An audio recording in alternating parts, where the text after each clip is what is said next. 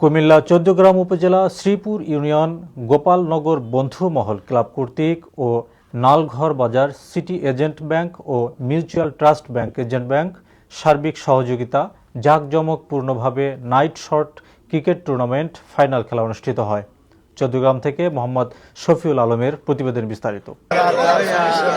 শনিবার রাতে শ্রীপুর ইউনিয়ন নালঘর সীতারাম দিঘি সংলগ্ন আয়োজিত খেলায় প্রধান অতিথি হিসেবে উপস্থিত ছিলেন শ্রীপুর ইউনিয়ন পরিষদের সাবেক চেয়ারম্যান আলহাজ মোস্তফা নুরুজ্জামান খোকন। এই সময় আয়োজিত খেলায় উদ্বোধক হিসেবে উপস্থিত ছিলেন শ্রীপুর ইউনিয়ন পরিষদের ৯ নং ওয়ার্ড ইউপি সদস্য মোহাম্মদ বজলুর রহমান। নালঘর বাজার মিউচুয়াল ট্রাস্ট এজেন্ট ব্যাংকিং শাখার স্বত্বাধিকারী মোহাম্মদ ইলিয়াস স্বপনের সভাপতিত্বে বিশেষ অতিথি হিসেবে উপস্থিত ছিলেন সমাজসেবক মোহাম্মদ রিয়াজ মজুমদার।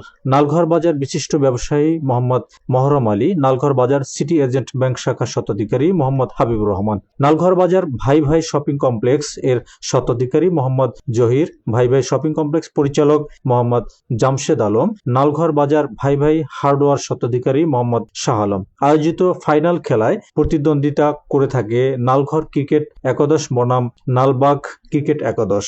নালঘর ক্রিকেট একাদশকে হারিয়ে নালবাগ ক্রিকেট একাদশ বিজয় লাভ করে থাকে। এই সময় খেলাটির সর্বশেষ তত্ত্বাবধানে ছিলেন গোপালনগর বন্ধুমহল ক্লাবের সকল সদস্যবৃন্দ। খেলার শেষে উভয় দলের হাতে পুরস্কার তুলে দিয়ে থাকেন সকল অতিথিবৃন্দ।